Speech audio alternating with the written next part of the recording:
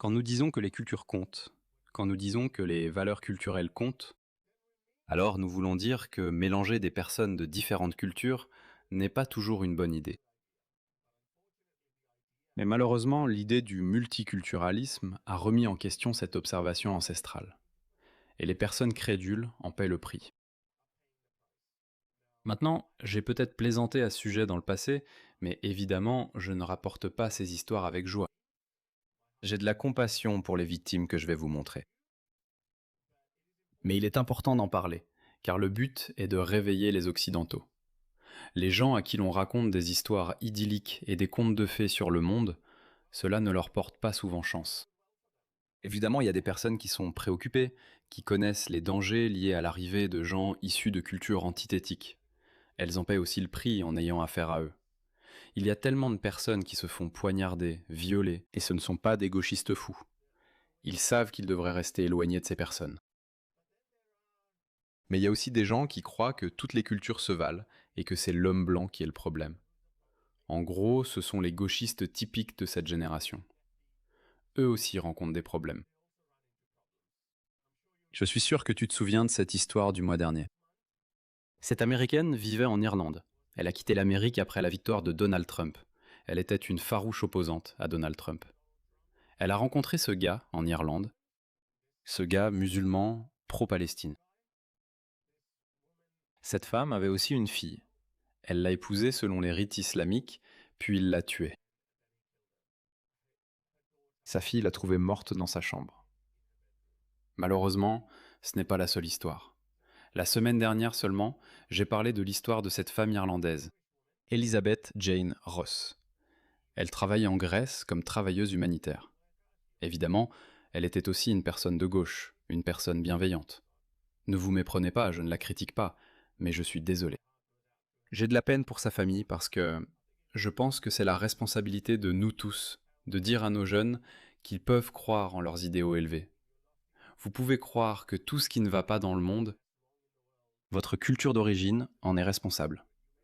Vous pouvez le croire, mais sachez ceci, que le monde est un endroit très dangereux. Et même sortir de chez vous n'est plus sûr, parce que vous ne vivez plus dans une société de confiance. Vous vivez dans cette société. Regardez cela. C'est ce qui se passe dans les rues du Royaume-Uni, ou des personnes issues de cultures du tiers-monde. Ce type est un Britannique. Ces hommes, inondent l'Europe. Ils, euh, ils ne... Les cultures, les valeurs culturelles sont le système d'exploitation des gens. Ils n'abandonnent pas leurs idéologies primitives et rétrogrades. Ils viennent de sociétés très patriarcales, très homophobes et très misogynes.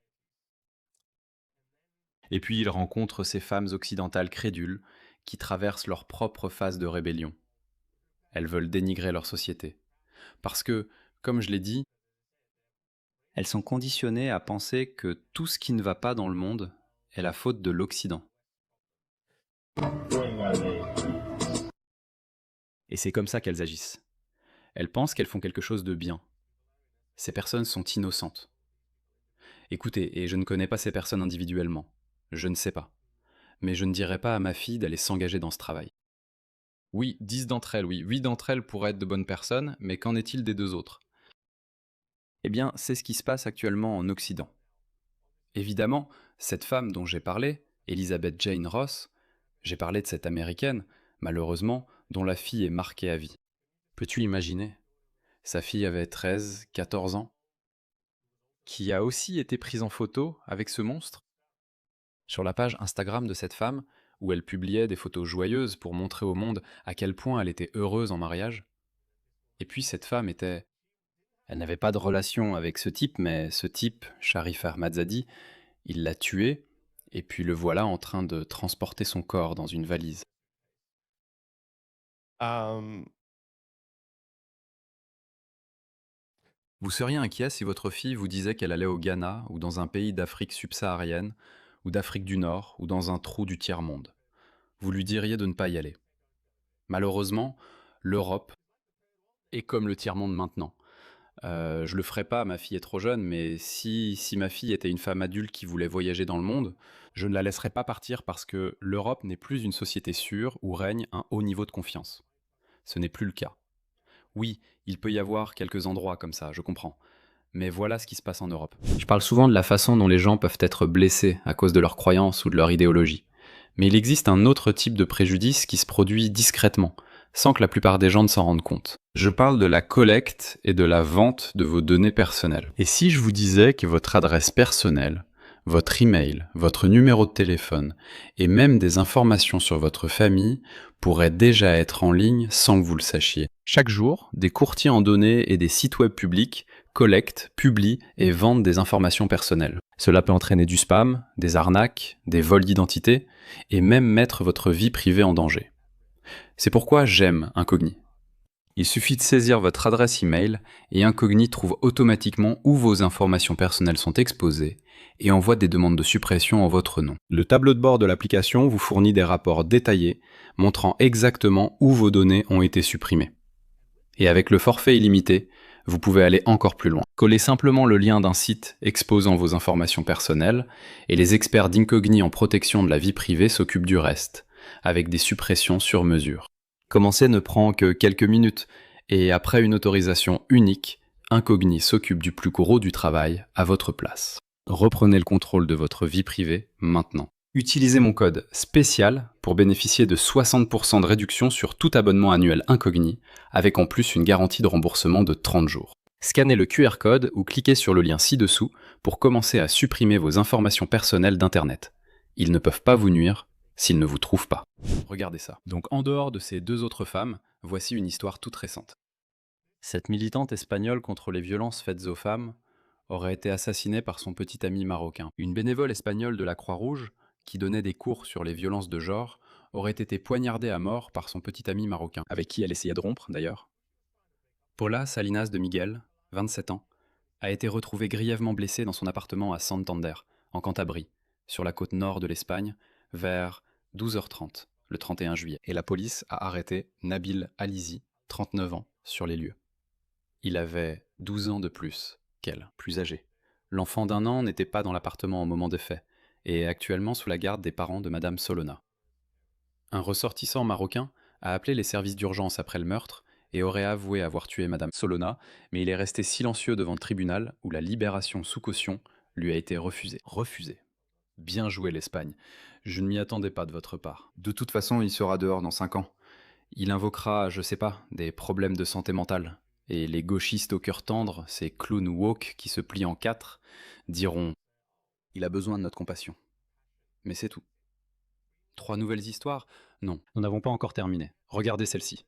La police espagnole a arrêté un migrant marocain de 42 ans, accusé d'avoir enlevé et violemment agressé sa petite amie brésilienne de 36 ans, la retenant contre sa volonté pendant 2 jours. Eh bien, au moins elle n'a pas été assassinée. Et contrairement aux 3 femmes précédentes dont nous avons parlé, voilà à quel point la barre est basse. L'alerte a été donnée après que la mère de la femme a reçu des photos la montrant ensanglantée et avec de graves blessures au visage. La police s'est rendue dans une maison à Leganés, Madrid, mais le suspect a mis la femme dans une voiture et a fui vers le Portugal avant que les agents ne puissent l'arrêter. Lorsque la police a intercepté le véhicule, ils ont trouvé la femme sur la banquette arrière, avec des vêtements tachés de sang, de multiples blessures et des brûlures à l'intérieur de la bouche infligées avec une cigarette. Voilà ce qui arrive quand on ne fait pas attention à ce que disent les personnes qui ont plus d'expérience dans la vie, quand on ne les écoute pas. D'accord, j'ai l'air d'un vieux monsieur. Qui peut oublier cette vieille histoire? En décembre 2018, des touristes danois, Louisa Jessuperson et la voyageuse norvégienne Marine Uland, ont été brutalement assassinés alors qu'elles campaient dans le Haut-Atlas, près du mont Toubkal au Maroc. Les auteurs étaient liés à une cellule militante locale inspirée par l'État islamique. Les assaillants ont ciblé les 2 femmes dans leur tente pendant la nuit, leur tranchant la gorge et les décapitant.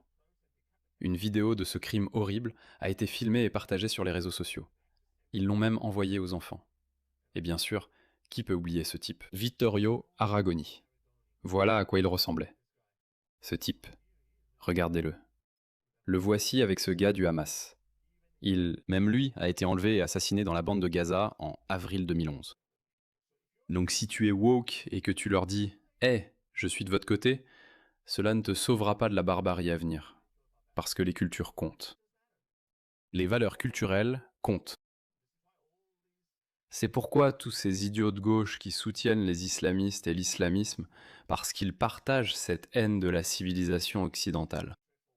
Ça ne va pas bien finir pour vous, parce que vous, en tant que personne de gauche, en tant que libéral, en tant que personne woke, vous êtes un produit de la civilisation occidentale. La gauche et la droite sont deux faces opposées de la civilisation occidentale.